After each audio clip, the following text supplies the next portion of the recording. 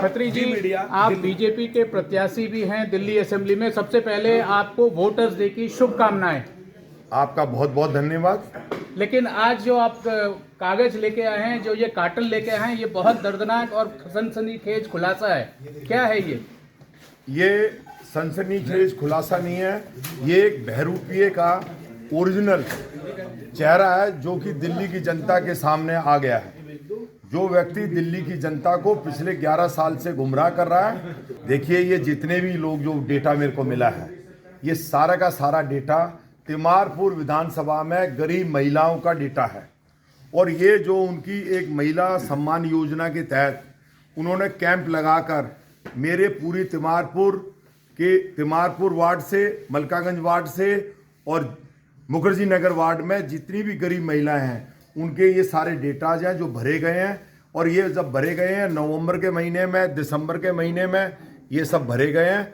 हमें तो जाके टिकट जो है अब मिली है और इसमें 2100 रुपये का लिखा हुआ है। अच्छा, ये क्या है, पूरा माजरा क्या है? आपको ये कैसे पता चला? कैसे आपको ये पेपर्स, इतने सारे कागजात आपके हाथ लगा?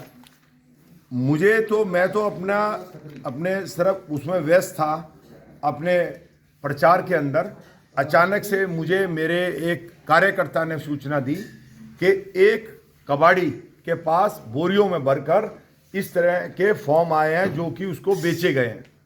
और उस कबाड़ी ने वो, क्योंकि कुछ खुले थे, तो मुझे लगता है या तो उसकी निगाह पड़ी या कबाड़ी से बात हुई और उसने उसको बताया। तो ये कागज देखने के बाद उसने मुझे इन्फॉर्म करा। क्या ये लग रहा है आपको कि ये कागज डिस्पोज ऑफ करने की एक साजिश है?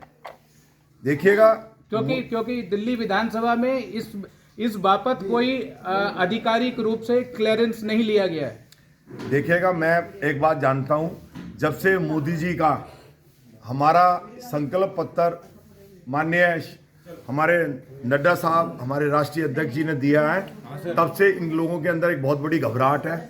अब ये कागज, क्योंकि नरेंद्र मोदी जी का और अरविंद केजरीवाल के में दो फर्क है।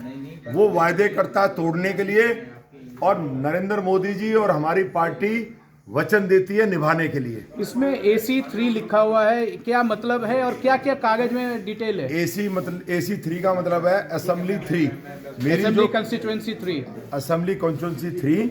और इसमें बकायदा रेफरेंस नंबर डाला हुआ है, हर एक का रेफरेंस नंबर है, जैसे ये नंबर है रेफरेंस नंबर।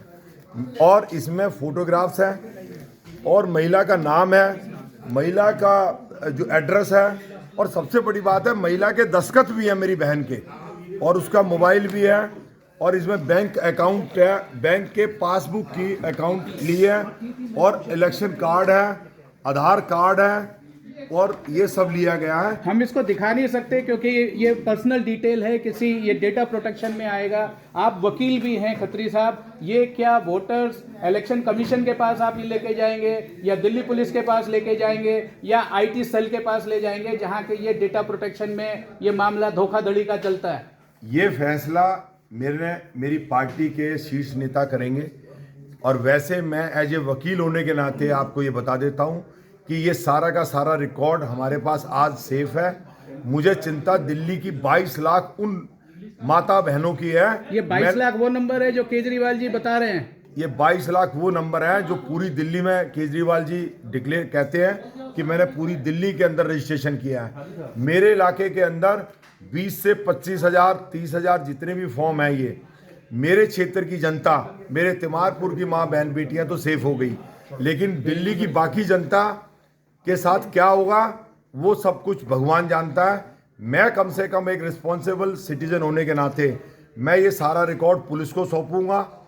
इसके अंदर इलेक्शन कमीशन को इन्फॉर्म करूंगा, जो कि मेरी पार्टी के अध्यक्ष के द्वारा, और मैं इसमें चाहूंगा कि इनके खिलाफ कानूनी कार्रवाई की जाए। खत्री जी, ये ऐसा लग रहा है ये पूरे देश में सबसे पहला और सबसे बड़ा सनसनीखेज खुलासा नजर आ रहा है। इलेक्शन कमीशन को, उस कबाड़ी वाले को धन्यवाद देना चाहिए, प्रोत्साहन देना चाहिए कि उन्होंने डेमोक्रेसी को मजबूत किया है।